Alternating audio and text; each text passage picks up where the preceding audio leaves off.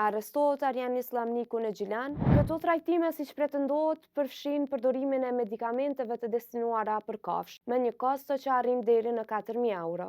Nuk pat asnjë që e ka provu dhe ka pas efekte anësore. Trajtime të dyshimta për autizmin. Arrestohet Arjan Islamniku në Gjilan.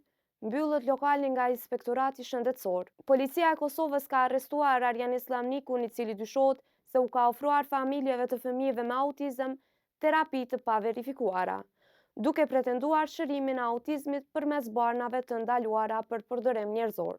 Inspektorati Shëndetësor ka mbyllur lokalin ku dyshohet se janë kryer këto trajtime. Shkenca moderne po punon vazhdimisht për të kuptuar autizmin dhe për të zhvilluar trajtime të bazuara në prova, me synimin për të ndihmuar fëmijët dhe familjet e tyre në mënyrë të sigurt dhe efektive. Sipas raportimeve, Arjan Islamniku, një person që nuk ka lidhje me shkencën apo mjekësinë, dyshohet se u ka ofruar prindërve të fëmijëve me autizëm trajtime që sipas tij synojnë shërimin e autizmit përmes largimit të disa parazitëve nga trupi i njeriu. Këto trajtime, siç pretendohet, përfshin përdorimin e medikamenteve të destinuara për kafshë, e jo për njerëz, me një kosto që arrin deri në 4.000 euro. Prindër nga zona të ndryshme të vendit raportohet se kanë udhëtuar drejt Gjilanit, të nxitur nga premtime të dyshimta dhe shpresa për permisim të gjendjes për fëmijët e tyre.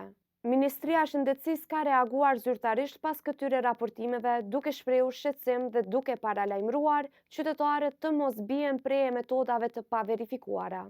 Po ashtu thekson se trajtimi i autizmit duhet të bazohet vetëm në metoda të provuara shkencëtarisht dhe të rekomanduara nga profesionistë shëndetësor të licencuar. Nga ana tjetër, Islamniku ka mohuar akuzat për mashtrim. Ai ka deklaruar se prindërit që janë paraqitur tek ai nuk i kanë provuar trajtimet te fëmijët e tyre, dhe se sipas tij nuk ka pasur raste me efekte anësore nga ata që kanë ndjekur protokollin.